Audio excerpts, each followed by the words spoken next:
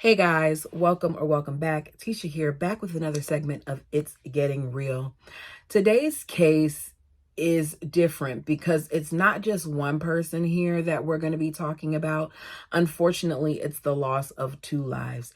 And what makes it even worse is one of those lives is an innocent child. No matter what the situation when it comes to death, especially when it comes to unaliving someone, it bothers me.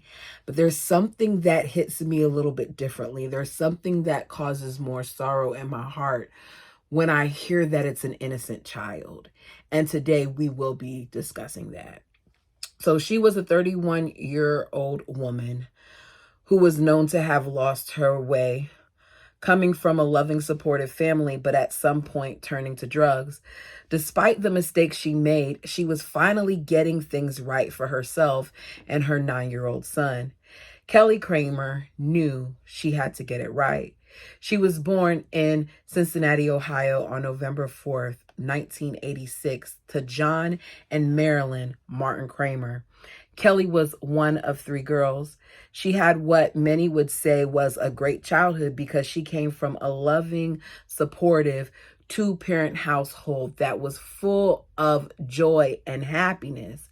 But just because you have all those things, just because the odds may not be stacked against you, doesn't mean that sometimes you may not make some mistakes along the way. And she did.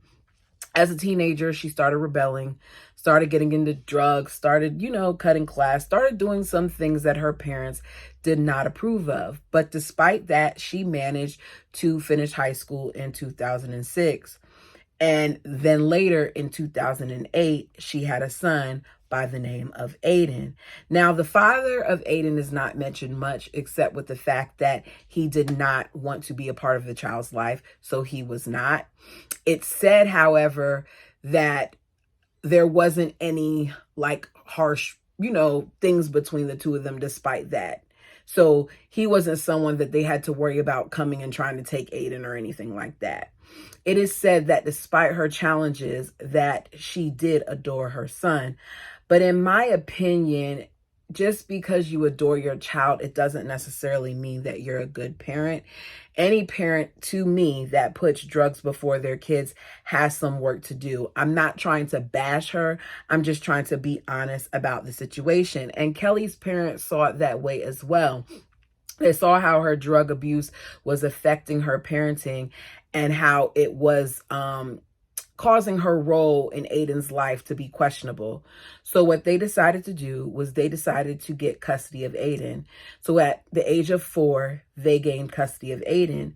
However, they still allowed her to be a part of his life, both seeing him and being able to spend time with him under their watchful eyes. I think that's awesome. I think that, it's not ideal, but at least they were still allowing her to come around and making sure that he was safe. But they made it clear that despite them allowing her to come around, that she would not be able to get him back until she could prove that she had changed, that she could provide a loving and stable home for him. It just goes to show you how much Kelly's parents wanted her to do better, not just for herself, but for Aiden as well. Aiden, we're told, was a straight A student who was always smiling and made friends easily. He was very close to his grandparents after living with them for 4 years while his mother was getting her life together. Aiden was described as bright and athletic and energetic and a student who loved to learn. It took some time, but Kelly finally improved things for herself. She stopped doing the drugs, she held down a job, and she was able to get back on her feet. Her parents saw her progress, and as a result of this, Kelly got her son back in August. I mean, that was the goal. The goal was for her to get her child back. However, I can't help but wonder how things may have turned out if he wasn't living with her at the time of this incident. So it's 2018. Kelly is 31. Her life is back on track. She has an apartment. She has her son. Aiden was living with her in Burlington, Kentucky. She has a steady job at Starbucks and life is looking up. She's focused on parenting, but she also wants love. She met a guy by the name of David and they are having the beginning of what is a healthy, wonderful relationship. The only problem is that it's 2018 and she's still having to deal with her obsessed, possessive ex that she no longer wanted to be with. She was previously dating a man by the name of Joshua Ward. She met him on a website that some may find to be troubling. It was like a bondage website. No judgment there. I don't really feel like it matters, but he later used this as a way of speaking ill against her. At the time, he was 48 from Ohio. He and Kelly began dating in 2016, and then they broke up in May of 2017, but there was a lot that she did not know about him initially. You see, not only was Joshua married, but he was a polygamist that wanted Kelly to move in and help him create a polygamous family with his wife and another woman. They dated for a total of 6 months, and in those 6 months, she went through a lot with him. He was possessive, and he was jealous, and he was overbearing, and he didn't want her to have friends, and he wanted to isolate her, and he wanted to prevent her from continuing to be her best version of herself. He, after the split, decided to put a negative image out there about her, telling people that she had been seeing other men and essentially using her past against her. He spread rumors that she was sleeping with men for money, something that she admitted to doing previously when she was abusing drugs. I didn't want to stay in that too long.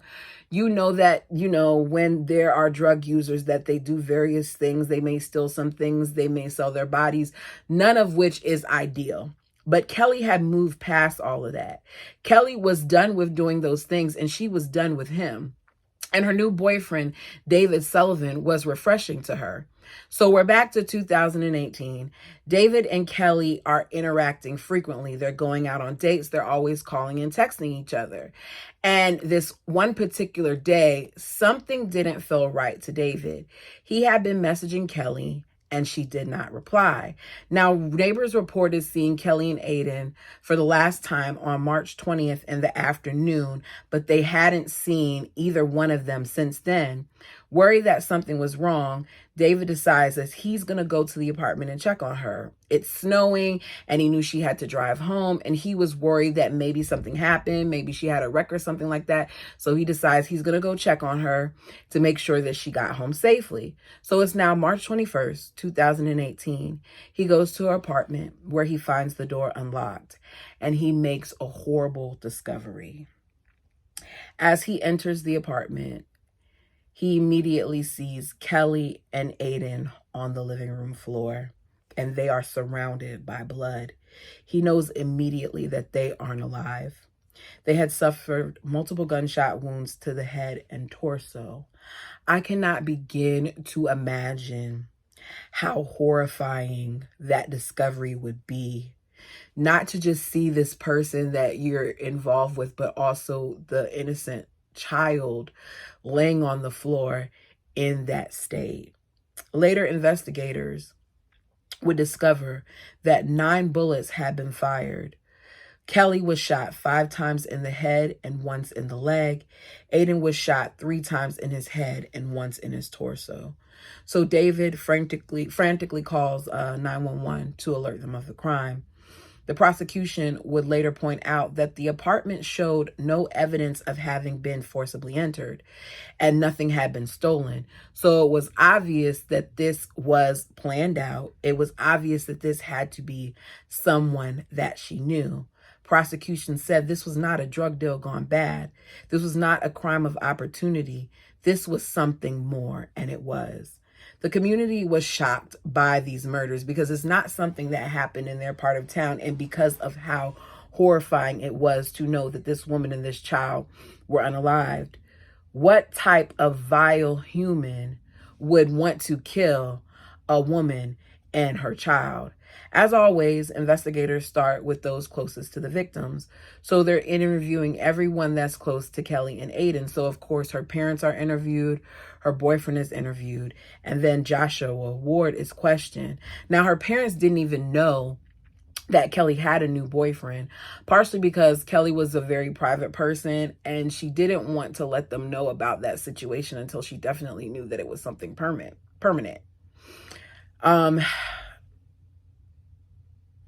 Joshua Ward is questioned, and he admits to asking Kelly to join him and his other partners in a polygamous situation. He said that he had ended his relationship with Kelly after messaging her on the phone, after reading messages on her phone that led him to believe she was being paid by men to sleep with them, that he hadn't heard from her since he did that, but he was distressed by the news of her death. Joshua claims that at the time of the incident, he was at home reading. Yeah, right. Like, that's the best alibi you can come up with, that you're at home reading. A month after the investigation is going nowhere, the family puts up a $10,000 reward for anyone with information. Police get a lucky break when they receive a tip from a Crime Stoppers phone line. The caller says that Joshua Ward has a gun and liked to practice shooting at a local farm. So officers decide they're going to look into this, and they go to the local farm where they recover several shell casings in the area which Joshua liked to shoot in. They were later forensically examined along with the ones found at the murder scene, and it is a match. So Joshua is later stopped while driving and he's arrested. The evidence is piling up at this point. Multiple people were coming forward to tell investigators what they knew. Another witness came forward saying that Joshua had claimed that Kelly was responsible for, I quote, destroying him. The witness said that Joshua thought that Kelly had ruined his life and chances of having the polygamous family he craved. Now, I don't understand why, if you wanted this polygamous family so badly, you couldn't go elsewhere, couldn't find someone else, couldn't, talk to someone else, couldn't seek out someone else. Why couldn't you just let this go? They also reported that Joshua had warned them to remain quiet about what he said. Now, if there's nothing to this situation, if you haven't done anything wrong, if you're innocent, why would you want that person to remain quiet about your threats? So Joshua lies to detectives and tells them that he ended the relationship. But it becomes clear that he was obsessed with Kelly and Aiden. His car was even spotted at Kelly's home on the night she and her son were killed, and he was spotted on surveillance multiple times at her place of work, meaning he was stalking her. The man had been watching her and following her for some time. He was harassing her. He was charged later with 2 counts of capital murder, with the death sentence being taken off of the table. So at the trial, his defense attorney said that Joshua had been distraught over his breakup with Kelly, that she conned him and that she was back into prostitution. He testified that he met Kelly on a site for the fetish community and believed that she had wanted the same life as he did. He said, "I was looking to design a family unit where there were multiple women and I was the lead male in that relationship." Well, once she decided she didn't want you anymore, what does any of that matter? Let's say that Kelly did want this at some point. Maybe after dealing with him, she realized polygamy wasn't for him. Or maybe she realized that at his big age, she didn't need him. Because a lot of times when you're dealing with that type of an age difference and you're talking about a soon-to-be 50-year-old and a only 31-year-old, sometimes people, in my opinion, do become possessive of the other person. He claimed that he hadn't connected with her since that. And he was devastated on hearing that she and Aiden had been killed, and that he remained emotionally attached to her son and he would have never hurt them. But he was full of crap. He claimed that there was no physical evidence to implicate him in the crime and that the killing could have been carried out as part of a drug deal gone wrong. Because of course, he's going to take advantage of the fact that she had a troubled past and he's going to try to use that to his advantage. But there was no proof that Kelly was using any drugs. They didn't find anything in her system. And there was no evidence of a drug dealer or anyone else that had came around her home. The prosecution insisted that the motive for murder had nothing to do with what Joshua Ward said, and instead it had to do everything with jealousy, that Joshua killed them because he couldn't have them. According to a witness, Joshua had described Kelly as a monster and said he could drive her to a field and kill her. He was plotting on that woman. He was stalking her after the separation and had been doing target practice in the lead up to the killing. We know this to be true based on their surveillance footage at her job and what they found at that area where he was seen to be shooting. So on Wednesday, September, I think it was the 21st, 2021, Joshua Ward at 52 was found guilty of the murder of Kelly and Aiden. Kelly's mother, Marilyn, said that she and her father, John, were pleased with the verdict, saying, Aiden didn't get the chance to live his life. We're here to see if we could get justice, and we did. It had been a long 3.5-year journey to get here. 2 months later, Joshua faced sentencing. In a statement made by Kelly's parents, they made it clear to the judge that they wanted him in prison for the rest of his life, saying, Ward, if you thought you'd be forgiven today, that's not going to happen. You inflicted on Kelly and Aiden everyone's greatest fear of being murdered. Woo! Your Honor, Kelly and Aiden are gone forever. It's only fair that when he goes through that door, that he is gone forever too. And I agree. And the family got their wish because Joshua Ward was given 2 life sentences without the possibility of parole, meaning he will never again be free. His grandfather told reporters, he was always in the middle of activities, easy to get along with, always ready to do something. You want to take a picture of him? He was ready with a smile. He was kind of like a buddy to everyone. I mean, that's what he was known for. Kelly's parents have raised funds for a memorial playground to be named after their grandson. Kelly was working hard for a better life. During his trial, it was pointed out that none of the bullets that Joshua fired at Kelly and her son had missed their targets. The cruel killing had been committed by a man who was obsessed with controlling the woman in his life. And that's the end. This one was short. I didn't want to drag it out.